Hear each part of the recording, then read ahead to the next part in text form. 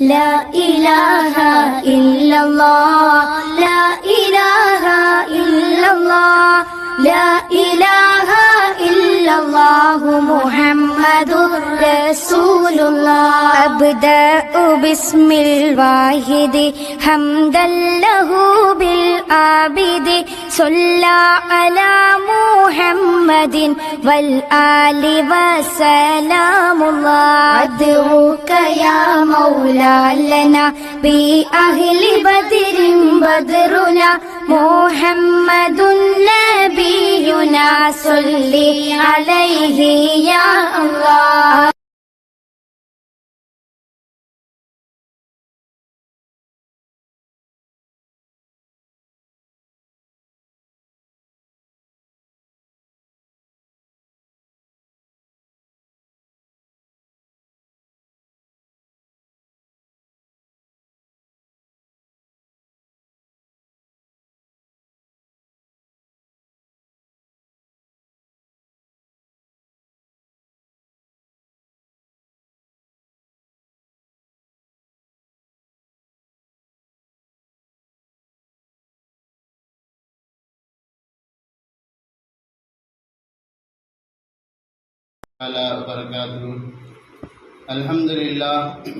الحمد لله رب العالمين الصلاة والسلام على خاتم النبيين وعلى آله الطيبين وأصحابه الطاهرين والمسلمين والمؤمنين كلهم أجمعين أما بعد فأعوذ بالله من الشيطان الرجيم بسم الله الرحمن الرحيم يا أيها الذين آمنوا كتب عليكم الصيام كما كتب على الذين من قبلكم لعلكم تتقون. فقال نبينا صلى الله عليه وسلم الصوم جنة صدق الله العلي العظيم وصدق رسوله النبي الكريم ونحن على ذلك من الشاهدين والشاكرين والحمد لله رب العالمين. புகழனைத்தும் அல்ல இறைவன் அல்லாஹ் ஒருவனுக்கு சொந்தமானது. அருமைநாயகம் முஹம்மது முஸ்தபா ரசூலே கரீம் ஸல்லல்லாஹு அலைஹி வஸல்லம் அவர்கள் மீதும் அவர்கள் கொண்டு வந்த மார்க்கத்தின் பிரகாரம் தன் வாழ்க்கையை அமைத்துக் கொண்டு ஈரோளத்தில் வெற்றி பெற்ற உத்தம சத்திய சஹாபாக்கள், தாபிஈன்கள், தபா தாபிஈன்கள், வலிமார்கள், ஷுஹதாக்கள், சாலிஹீன்கள், நாதாக்கள், நல்லோர்கள், நம்மவர்கள், நம்முடைய குடும்பத்தான அனைவரின் மீதும் அல்லாஹ்வுடைய சாந்தியும் சமாதானம் என்றென்றும் நிறைந்து நிரந்தரமாக உண்டாகட்டுமாக. ஆமீன். கனிமிகுந்த அல்லாஹ்வின் நல்லடியார்களே, அல்லாஹ்வுடைய மிக பெரும் கிருபையின் காரணமாக ரமலானுடைய 2வது ஜும்மா அல்லாஹ் சுப்ஹானஹு வ தஆலா நம்மை நோன்பு நோட்ட நிலையில் இறைவனுடைய இல்லத்தில் இறைவனை வணங்குவதற்காக வேண்டி இறைவணக்கத்தை பூர்த்தி செய்வதற்காக வேண்டி ஒன்று சேர்த்திருக்கின்றான். அல்லாஹ் சுப்ஹானஹு வ தஆலா முழு ரமலானும் நமக்கு ஹயாத்தை தந்து முழு ரமலானின் நோன்பு நோக்கக்கூடிய பாக்கியத்தையும், இரவு நேரங்களில் நஃபிலான சுன்னத்தான தொழுகையை தொழக்கூடிய பாக்கியத்தையும், தான தர்மங்களை அதிகமாக செய்யக்கூடிய பாக்கியத்தையும், ஜக்காத்தை கடமையானவர்களாக ஜக்காத்தை நிறைவேற்றக்கூடிய அளவிற்கு பொருளாதாரத்தில் அல்லாஹ் வரக்க செய்த தந்தல் புரிவானாக. ஆமீன். கண்ணியமிக்க அல்லாஹ்வின் நல்லடியார்களே, அல்லாஹ் சுப்ஹானஹு வ தஆலா குர்ஆனிலே யா அய்யுஹல்லதீன ஆமனூ குதிப அலைக்குமுஸ் ஸியாம் கமா குதிப அலல்லதீன மின் கப்லிக்கும் என்பதாக அல்லாஹ் குர்ஆனில் சொல்கின்றான். யா அய்யுஹல்லதீன ஆமனூ, ஈமான் கொண்ட மக்களே, குதிப அலைக்குமுஸ் ஸியாம், உங்களுக்கு நோன்பு கடமையாக்கப்பட்டுள்ளது. உங்களுக்கு மட்டுமல்ல, கமா குதிப அலல்லதீன மின் கப்லிக்கும், உங்களுக்கு முன்னால் இருந்தவருக்கு எப்படி நோன்பு கடமையாக்கப்பட்டதோ அதே போன்று உங்களுக்கும் நோன்பு கடமையாக்கப்பட்டுள்ளது என்பதாக அல்லாஹ் சுப்ஹானஹு வ தஆலா குர்ஆனில் அழகான வார்த்தைகளை கொண்டு சொல்கின்றான். நம்முடைய தமிழகத்தில் பார்க்கலாம், பல சமுதாயத்தினர்கள் வாழ்கின்றார்கள். எல்லோரும் தன்னுடைய சமுதாயத்திற்கு ஏற்றாறு போல் தன்னுடைய சமுதாயத்துடைய அந்த மதகுருமார்கள் அந்த மார்க்கத்தின் சட்டம் அவருடைய அந்த வழிகாட்டுதல் எப்படி சொல்கின்றதோ அந்த முறையின் பிரகாரம் நோன்பு நோக்கின்றார்கள். ஒவ்வொருடைய நோன்பு ஒவ்வொரு விதமாக இருக்கும். சில நபருடைய நோன்பு இறைச்சிகளை சாப்பிடக்கூடாது, கவுச்சிகளை சாப்பிடக்கூடாது, காய்கறிகளை சாப்பிட்டுக் கொள்ளலாம், இப்படியாக ஒரு நோன்பு. சில நபருடைய நோன்பு திடமான பொருட்களை சாப்பிடக்கூடாது, திரவ பொருட்களை சாப்பிட்டுக் கொள்ளலாம் என்பதாக சிலருடைய நோன்பு. அருமையானவர்களே, அல்லாஹ் சுப்ஹானஹு வ தஆலா இந்திய சமுதாயத்தில் நோன்பு கடமையாக்கினார் என்பதற்கு இதெல்லாம் ஒரு அத்தாட்சியாக இருக்கின்றது. ஈசா அலைஹிஸ்ஸலாம், மூசா அலைஹிஸ்ஸலாம் போன்று பல நபிமார்கள் முன்னால் வந்தார்கள். அவருடைய சமுதாயத்தினர் தான் உலகத்தில் இப்பொழுது வாழ்ந்து கொண்டிருக்கின்றார்கள். அருமையானவர்களே, அந்த நபிக்கு கடமையாக்கப்பட்ட அந்த நோன்பு காலப்போக்கில் மாறுபட்டதாக அந்த மதகுருமார்களுடைய நடைமுறையில் அவருடைய வார்த்தைகளை கொண்டு மாற்றப்பட்டதாக இன்று நோன்பு நோட்டுக் கொண்டிருக்கின்றார்கள். ஆனால் அருமையாகியும் ஸல்லல்லாஹு அலைஹி வஸல்லம் சுமார் 1400 ஆண்டு காலங்களுக்கு முன்பதாக எந்த மார்க்கத்தை இந்த உம்மத்திற்கு சமுதாயத்திற்கு வழிகாட்டுதலாக கொண்டு வந்தார்களோ, எந்த சட்டத்திட்டங்களை அல்லாஹ் நபியின் மூலமாக நமக்கு வகுத்து தந்தாரோ அந்த சட்டத்திட்டங்களில் எந்த ஒரு மாற்றமும் இல்லாமல் இப்பொழுது வரை மட்டுமல்ல கியாமத் வரையிலும் அதே நிலைதான். நம்முடைய நோன்பு இருக்கின்றது முற்றிலுமாக அவருடைய நோன்புக்கு மாற்றமானது.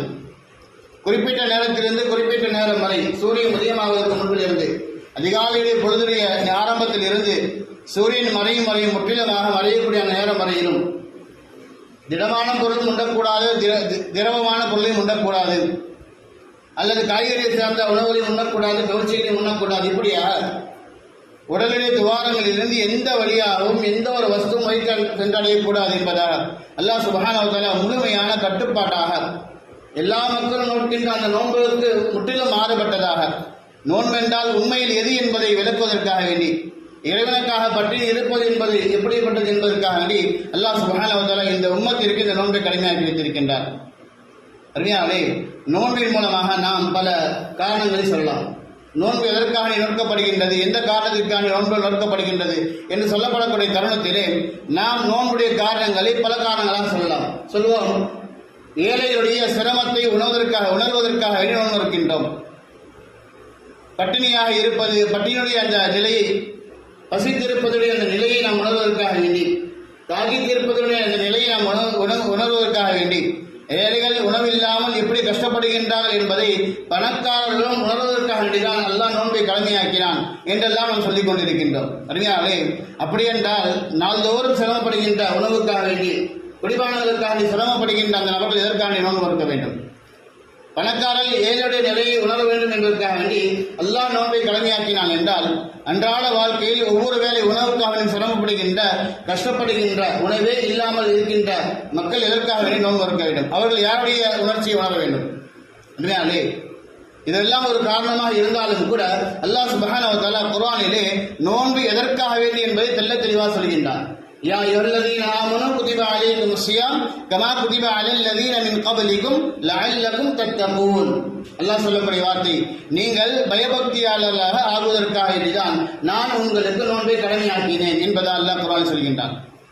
அருமையானே, நோன்பு வைக்கின்ற எல்லோருக்கும் இறையச்சம் வந்துவிடுமா என்று கேட்டால் கண்டிப்பாக சொல்ல முடியாது. ஏனென்றால் அல்லாஹ் சுப்ஹானஹு வ தஆலா நோன்பு நோக்கின்ற மக்களுக்கு தக்வா கிடைக்கும் என்பதாக சொல்லவில்லை, மாறாக இப்படி சொல்கின்றான், லஅல்லக்கும் தத்தகூன், நீங்கள் பயபக்தியாளர்களாக ஆகக்கூடும் என்பதாக அல்லாஹ் குர்ஆனில் சொல்கின்றான். அறிஞர்களே, நம்முடைய நோன்பு முழுமையாக தக்வாவை அடிப்படையாக கொண்டதாக இருக்க வேண்டும். ஏதோ சடங்காக வருடதோறும் வைக்கின்றேன், ஒரு நாளும் கூட நான் நோன்பு விட்டது கிடையாது. சிறுபிராயத்திலிருந்து எனக்கு நினைவு எப்பொழுது வந்ததோ அதில் இருந்து எனக்கு விவரம் தெரிந்த அந்த நாள் முதல் இன்று வரையிலும் எந்த ஒரு ஆண்டும் நான் நோன்பை விட்டதே கிடையாது. எல்லா ஆண்டுகளும் எல்லா நோன்புகளையும் பரிபூர்ணமாக நிற்கக்கூடியவன். ஆகவே இந்த ஆண்டும் சிரமம் ஏற்பட்டாலும் சரி நான் நோன்பை விடமாட்டேன் என்ற சடங்கை போன்று இருக்கக்கூடாது. அருமையாகவே நம்முடைய நோன்பு எப்படிப்பட்டதாக இருக்க வேண்டும் என்றால், லஅல்லக்கும் தத்தகூன், உள்ளத்தில் ஒரு விதமான இறையச்சம் கண்டிப்பாக நமக்கு உருவாக வேண்டும். உள்ளத்தில் ஒரு விதமான இறையச்சம் உருவாகினால்தான் நாம் நோன்பு நோட்டதற்கு உண்டான முழு பலனையும் அடைய முடியும். காலை முதல் மாலை வரை பசித்திருந்தோம், தாகித்திருந்தோம், இதெல்லாம் அல்லாஹ்வுக்கு நன்மைக்குரிய விஷயம்தான். ஆனால் அல்லாஹ் இதை நோக்கமாக, எதை நாட்டமாக நமக்கு தருகின்றானோ அந்த நோக்கம், அந்த ஆட்டம் பரிபூர்ணமான முறையில் இருக்க வேண்டும். லஅல்லக்கும் தத்தகூன், உள்ளத்தில் இறைவனை பற்றி உண்டான அச்சம் இருக்க வேண்டும். நமக்கெல்லாம் தெரியும், ரமலான் மாதம் வந்துவிட்டால் ஷைத்தான் சங்கிலியால் பிணைக்கப்படுகின்றான். ஷைத்தான் சங்கிலியால் பிணைக்கப்படுகின்றான், மக்களின் பக்கம் நெருங்க விடாமல் ஆக்கப்படுகின்றான், தடை செய்யப்படுகின்றான். ஆனாலும் கூட ரமலானிய மாதங்களில் நமக்கு மத்தியிலே பாவங்கள் நிகழ்ந்து கொண்டுதான் இருக்கின்றது. நம்ம எல்லாம் சொல்வோம், ஷைத்தானுடைய தூண்டுதலின் காரணமாக நாம் பாவம் செய்து விட்டோம் என்பதாக ரமலான் அல்லாத காலங்களில். ரமலானில் ஷைத்தான் நம்மை விட்டு முற்றிலுமாக தூரமாக்கப்பட்டு விட்டான், நம்மை நெருங்க முடியாத அளவிற்கு பிணைக்கப்பட்டிருக்கின்றான், தடை செய்யப்பட்டிருக்கின்றான். அருமையாலே, அப்படி இருக்க நாம் எப்படி பாவம் செய்து கொண்டிருக்கின்றோம்? நோன்பு நோட்ட நிலையிலும் பாவம் செய்கின்றோம், ஹராமான காட்சிகளை பார்க்கின்றோம், புறங்களை பேசுகின்றோம், பொய்களை சொல்கின்றோம், கோள்களை சொல்கின்றோம், தவறான வார்த்தைகளை பேசிக் கொண்டிருக்கின்றோம். அருமையாலே, லஅல்லக்கும் தத்தகூன், அல்லாஹ் சொன்ன அந்த பயபக்தியாளர்களாக நாம் ஆகுவதற்கு முயற்சிப்பது கிடையாது. நோன்பை நோட்டுக்கொண்டு அல்லாஹ்வின் மீது எந்த அச்சம், எந்த பக்தி நமக்கு உருவாக வேண்டுமோ அந்த பக்தி, அந்த அச்சம் நம்முடைய உள்ளத்தில் உருவாது கிடையாது. ஏதோ சடங்கை போன்று காலை எழுந்திருப்போம், சஹர் முடிப்போம், ஃபஜ்ர் தொழுவோம், தூங்குவோம், குறிப்பிட்ட நேரத்தில் எழுந்து வேலைக்காக எண்ணி கிளம்புவோம், மீண்டும் மாலை மகரிபிலே நோன்பு திறப்போம், இரவு தராவி தொழுவோம், மீண்டும் வருவோம். இப்படியாக சடங்கை போன்ற ஒரு வளமையாக சொல்வார்கள். ஃபஜ்ருடைய தொழுகையில் ஒருவர் வந்து நிற்பார், தக்பீர் கட்டுவார், அதற்கு பின்னால் சலாம் கொடுத்தது மட்டும்தான் ஞாபகம் இருக்கும். ருக்கு போனது ஞாபகம் இருக்காது, சஜதா போனது ஞாபகம் இருக்காது, என்ன ஓதினாக அஜரத் என்பதாக ஞாபகம் இருக்காது. ஏனென்றால் முழுமையாக தூக்கத்திலே கழித்துக் கொண்டிருப்பார். தக்பீர் கட்டியது முதல் சலாம் கொடுக்கும் வரையிலும் ஜும்மாவில் கூட பார்க்கலாம். ஜும்மாவுடைய பயானுடைய ஆரம்பத்தில் வருவார்கள், உறங்குவார்கள். குதுவாவிலிருந்து இறங்கக்கூடிய அந்த கடைசி வார்த்தை வரக்கூடிய தருணத்திலே எழுந்திருப்பார்கள், சுயநலத்துக்கு வருவார்கள். அருமையாளே, இதெல்லாம் பயபக்திற்கான அடையாளம் கிடையாது. உள்ளத்தில் நான் நோன்பு வைத்திருக்கின்றேன், இது இறைவனுக்காக வைக்கப்பட்ட நோன்பு. அல்லாஹ் இந்த நோன்பை கொண்டு என்னுடைய உள்ளத்தில் தன்னுடைய அச்சத்தை எதிர்பார்க்கின்றான். தன் மீது உண்டான நம்பிக்கை அல்லாஹ் எதிர்பார்க்கின்றான். நான் அல்லாஹ்விற்கு அஞ்சி வாழ வேண்டும். என்னுடைய நம்பிக்கை, முழு நம்பிக்கையும் அல்லாஹ் மீது இருக்க வேண்டும் என்ற நம்பிக்கையோடு நான் நோன்பு இருக்க வேண்டும். குறிப்பாக இந்த ரமலான் மாதம் இருக்கின்றது. அல்லாஹ் சுப்ஹானஹு வ தஆலா இந்த முஃமின்களுக்கு ரிஸ்குடைய பரக்கத்தை அல்லாஹ் உருவாக்கி தந்திருக்கின்றார். மற்ற மாதங்களில் நாம் செலவழிக்கின்ற செலவினங்களை காட்டிலும் ரமலானில் நம்முடைய செலவினங்கள் அதிகமாக இருக்கும். ஆனால் நம்முடைய வருமானத்தில் அல்லாஹ் சுப்ஹானஹு வ தஆலா பரக்கத்தை உருவாக்குகின்றார். கூடுதலான செலவுகள் இருந்தாலும் கூட, வருமானங்கள் அதிகமாக இருந்தாலும் கூட அல்லாஹ் சுப்ஹானஹு வ தஆலா அந்த வருமானத்தை கொண்டு நம்முடைய அன்றாட தேவைகளை, சஹருடைய இஃப்தாருடைய தேவைகளை எல்லாம் பூர்த்தி செய்கின்றார். அல்லாஹ் சுப்ஹானஹு வ தஆலா இந்த நோன்பை கொண்டு நம்மிடத்தில் நாடக்கூடிய நாட்டம் இருக்கின்றது. லஅல்லகும் தத்தகூன், அல்லாஹ் நாடக்கூடிய அந்த நாட்டம் நம்முடைய உள்ளத்தில் இறைவன் பற்றி உண்டான ஒரு அச்சம் இருக்க வேண்டும். அல்லாஹ் சுப்ஹானஹு வ தஆலா எல்லா நன்மைகளுக்கும் ஒரு விதமான எண்ணிக்கைகளை நன்மையாக முடிவு செய்து வைத்திருக்கின்றான். நாம் செய்கின்ற நற்காரியங்களுக்கு சில குறிப்பிட்ட நன்மைகள், தொழுதால் இந்த நன்மை, ஜக்காத்து கொடுத்தால் இந்த நன்மை, ஹஜ் செய்தால் இந்த நன்மை, சதகாக்கள் எந்த அளவுக்கு நீங்கள் தருகின்றீர்களோ அந்த அளவுக்கு நன்மை. உதாரணமாக சொல்ல போனால், ரமலானில ஒரு நஃபிலான தொழுகை தொழுதால் அதற்கு பகரமாக ஃபர்லான தொழுகை தொழுது நன்மை அல்லாஹ் தருகின்றார். ஒரு ஃபர்லை நிறைவேற்றினால் 70 ஃபர்லுடைய நன்மைகளை அல்லாஹ் தருவதாக அல்லாஹ் தருகின்றார். இன்னொரு சில ஆயத்தில் வருகின்றது, வல்லாஹி யுதாஇஃபு லிமன் யஷா, குறிப்பிட்ட நோக்கம் அல்ல, பன்மடங்காக இத்தனை என்பதாக குறிப்பு கிடையாது. அல்லாஹ் தான் நாடியருக்கு எத்தனை மடங்கு வேண்டுமானாலும் தரலாம் என்பதாக அல்லாஹ் குர்ஆனில் சொல்கின்றான். ஆனால் நோன்புக்கு மட்டும் அல்லாஹ் சுப்ஹானஹு வ தஆலா குறிப்பிட்டதாக எந்த ஒரு நன்மையும் அல்லாஹ் சொல்லவில்லை. நோன்பு நடக்கக்கூடிய அந்த நோன்பாளிக்கு நான் இந்த மடங்கு நன்மை தருவேன், இந்த மடங்கு நன்மை தருவேன் என்பதாகவோ அல்லாஹ் குறிப்பாக சொல்லவே இல்லை. அஜ்ஸி பிஹி, அல்லாஹ் சொல்கின்றான், நோன்பு இருக்கின்றது, எனக்காக வேண்டி அந்த மனிதன் நோன்பு இருக்கின்றான், எனக்காக வேண்டி தாகித்து இருக்கின்றான், எனக்காக வேண்டி பசித்து இருக்கின்றான். ஆகவே நான் தான் அவனுக்கு கூலி தருவேன் என்பதாக சொல்கின்றானே தவிர அவனுக்கு நான் இந்த கூலியை தருவேன் என்பதாக அல்லது சொர்க்கத்தில் இந்த தரஜாவை தருவேன் என்பதாக அல்லாஹ் சொல்லவில்லை. நான் அவனுக்கு இந்த கூலியை தருவேன். இன்னொரு ஹதீஸ் வருகின்றது, நானே கூலியாக ஆகிவிடுகின்றேன், நோன்பாளிக்கு நானே முழுமையான கூலியாக மாறிவிடுகின்றேன் என்பதாக அல்லாஹ் சொல்கின்றான். அருமையாளே, உதாரணம் எடுத்து பார்க்கலாம். நம்ம எல்லாம் கேள்விப்பட்ட பிரபலியமான ஒரு வரலாறு, ஒரு கதை. ஒரு நாட்டுடைய மன்னர் நாட்டு மக்கள் எல்லாம் அழைக்கின்றார். கசானாவில் பொருட்கள் நிறைந்து விட்டது. ஊர் மக்கள் எல்லாம் சிரமத்திற்கு உள்ளாக்கப்பட்டுக் கொண்டிருக்கின்றார்கள், சிரமத்தில் இருக்கின்றார்கள், பசி பட்டினியாக இருக்கின்றார்கள். மன்னருடைய அந்த சபையிலே ஆலோசனை செய்யப்படுகின்றது. மந்திரிகள் மத்தியிலே ஆலோசனை முடிவாக ஊர் மக்கள் எல்லோரும் அழைப்போம், எல்லோரும் அழைத்து சொல்வோம், கசானாவில் யாருக்கெல்லாம் என்ன தேவைகள் இருக்கின்றதோ எது வேண்டுமானாலும் எடுத்துக் கொள்ளலாம் என்பதாக நாம் முடிவு செல்வோம். அப்படி எடுத்தாலும் கூட நம்முடைய கசானாவில் எதுவும் குறையாது என்பதாக முடிவு செய்யப்பட்டு அந்த மன்னர் அறிவு செய்கின்றார், என்னுடைய ஊரை சார்ந்த மக்கள், என்னுடைய பகுதியை சார்ந்த மக்கள் யார் வேண்டுமானாலும் என்னுடைய கசானாவிற்குள்ளாக வந்து தனக்கு தேவையான வசதிகளை எடுத்து செல்லலாம். எதன் மீது கை வைக்கின்றார்களோ அது அவருக்கே சொந்தம் என்பதாக அறிவு செய்யப்படும். ஊர் மக்கள் எல்லாம் வருவார்கள், வரிசையாக வருவார்கள். வரக்கூடிய மக்கள் எல்லாம் ஒவ்வொரு பொருளின் மீது கை வைப்பார்கள். எதன் மீது கை வைக்கின்றார்களோ அதெல்லாம் அவருக்கு சொந்தம். இப்படியாக வரக்கூடிய எல்லா மக்களும் ஒவ்வொன்றாக வரிசையாக எடுத்துக்கொண்டு சென்று கொண்டே இருப்பார்கள். மன்னரிலே அமர்ந்து கொண்டு பார்த்துக் கொண்டே இருப்பார், மந்திரிகளும் பார்த்துக் கொண்டே இருப்பார்கள். நேராக ஒரு பெண் வருவாள். வந்த பெண் பொருட்கள் மீது கை வைக்காமல் மன்னுடைய தலை மீது கை வைத்து விடுகின்றார். அருமையாளே, கவனிக்க வேண்டும். பொருட்கள் மீது கை வைக்காமல் மன்னுடைய தலையின் மீது கை வைக்கின்றார். மன்னர் கேட்கின்றார், என்ன விஷயம் என்பதா? நான் சொன்னது பொருட்களில் எந்த பொருட்களின் மீது கை வைக்கின்றீர்களோ இந்த ஹசனாவிற்குள்ளாக அது உங்களுக்கு சொந்தம் என்பதாக நான் சொன்னேன். பொருட்கள் மீது கை வைக்காமல் என்னுடைய தலை மீது கை வைக்கின்ற என்ன காரணம் என்பதாக சொல்லக்கூடிய கேட்கக்கூடிய தருணத்திலே அந்த பெண் சொன்ன வார்த்தை, மன்னர் அவர்களே, நீங்களும் இந்த கசானாக்குள்ளாக தான் அமர்ந்து கொண்டிருக்கின்றீர்கள். அப்படி என்றால் நீங்களும் இந்த கசானாவில் ஒருவராக மாறிவிட்டீர்கள். நான் உங்கள் மீது கை வைத்து விட்டால் இந்த முழு கசானாவும் எனக்கு சொந்தமாக மாறிவிடுகின்றது. ஊர் மக்கள் யாரெல்லாம் வருகின்றார்களோ, எதன் மீது கை வைக்கின்றார்களோ அது மட்டும்தான் அவர்களுக்கு சொந்தம். அதற்கு பகரமாக நான் உங்கள் மீது கை வைத்து விட்டால் நீங்கள் எனக்கு சொந்தம். அப்படி என்றால் முழு கசானாவும் இந்த ஊர் மக்கள் அனைவரும் எடுத்தாலும் கூட குறையாமல் இருக்கிற இந்த கசானா முழுவதும் எனக்கு சொந்தமாக மாறிவிடுகின்றது என்பதாக அந்த பெண்மணி சொல்கின்றார். அதே போன்றுதான் அல்லாஹ் சுப்ஹானஹு வ தஆலா அன அஜ்ஸி பிஹி வ அன உஜ்ஸா பிஹி, நானே அதற்கு கூலியாக மாறிவிடுகின்றேன் என்று அல்லாஹ் சொல்கின்றான். என்றால் நோன்பு நோட்டு இட்டால் அல்லாஹ் நமக்கு கூலி என்றால் அல்லாஹ்வினால் கொடுக்கப்படுகின்ற அத்தனை நியமத்துகளுக்கு நாம் பாக்கியசாலியாக மாறிவிடுகின்றோம். அல்லாஹ்வினால் இருக்கப்படுகின்ற அத்தனை ரஹ்மத்துக்கு நாம் பாக்கியசாலியாக மாறிவிடுகின்றோம். அல்லாஹ் நம்ம மீது காட்டுகின்ற கருணைகள் அத்தனைக்கும் நாம் பாக்கியசாலியாக மாறிவிடுகின்றோம். ரமலான் வந்து விட்டது. ரமலானில் நாம் இருந்து கொண்டிருக்கின்றோம். சென்ற வருடங்களில் ரமலானில் நம்முடன் இருந்த எத்தனை மக்கள் இப்பொழுது இல்லை. நேற்று இருந்த நபர்கள் இன்று இல்லை. நாம் எல்லாம் கேள்விப்பட்டிருக்கலாம், பார்த்திருக்கலாம். நைஜீரியா நாட்டிலே தராவி தொழுது கொண்டிருக்கக்கூடிய தருணத்திலே சஜிதாவில் இருந்து விட்டார்கள். எல்லாம் பெரும் பாக்கியத்தை எல்லாம் தந்திருக்கின்றான். ரமலானில் இருப்பது பெரும் பாக்கியம். அதிலும் கூட தொழுகை நிலையில், அதுவும் சஜிதாவுடைய நிலையில் இருப்பது பெரும் பாக்கியம். அல்லாஹ் சுப்ஹானஹு வ தஆலா அதை விட பெரும் பாக்கியமாக ரமலானில் நாம் இருந்து நோன்பு நோக்கக்கூடிய பாக்கியத்தை அவரை காட்டிலும் ஒரு நோன்பை நாம் கூடுதலாக வைத்திருக்கின்றோம். அவரை காட்டிலும் ஒரு நோன்பை நாம் கூடுதலாக வைத்திருக்கின்றோம். அருமை நாயகம் ஸல்லல்லாஹு அலைஹி ஹதீஸ் வருகின்றது. இரண்டு நண்பர்கள் ஒருவர் ஒரு வருடத்துக்கு முன்பதாக இறைவனுடைய பாதையில் ஷஹீதாகிவிட்டார்.